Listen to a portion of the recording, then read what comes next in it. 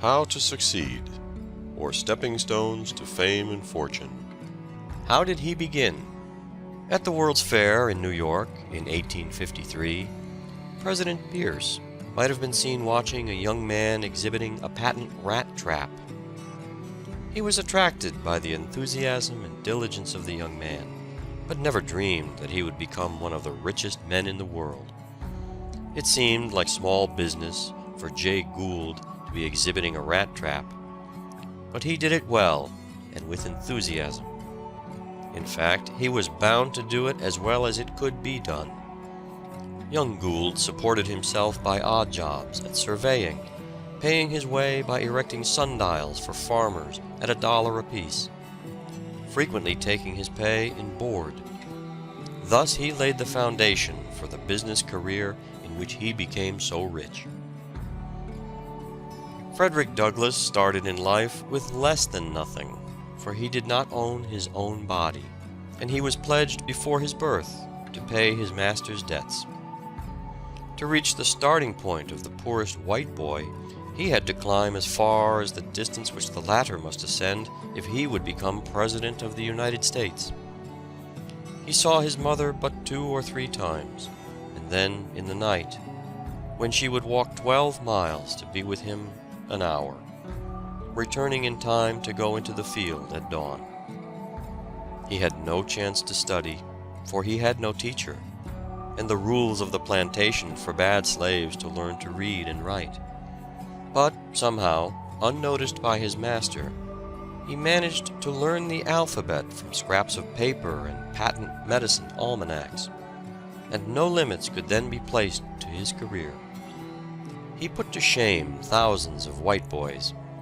He fled from slavery at 21, went north and worked as a stevedore in New York and New Bedford. At Nantucket, he was given an opportunity to speak in an anti-slavery meeting, and made so favorable an impression that he was made agent of the Anti-Slavery Society of Massachusetts. While traveling from place to lecture, he would study with all his might. He was sent to Europe to lecture, and won the friendship of several Englishmen who gave him $750, with which he purchased his freedom. He edited a paper in Rochester, New York, and afterward conducted the New Era in Washington. For several years he was Marshal of the District of Columbia. He became the first colored man in the United States, the peer of any man in the country, and died honored by all in 1895.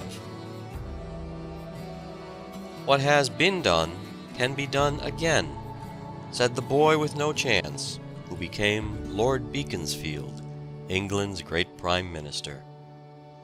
I am not a slave, I am not a captive, and by energy I can overcome greater obstacles. Jewish blood flowed in his veins, and everything seemed against him. But he remembered the example of Joseph, who became Prime Minister of Egypt 4,000 years before, and that of Daniel, who was Prime Minister to the greatest despot of the world 5 centuries before the birth of Christ. He pushed his way up through the lower classes, up through the middle classes, up through the upper classes, until he stood a master, self-poised upon the topmost round of political and social power. Rebuffed, scorned, ridiculed, hissed down in the House of Commons, he simply said, "The time will come when you shall hear me."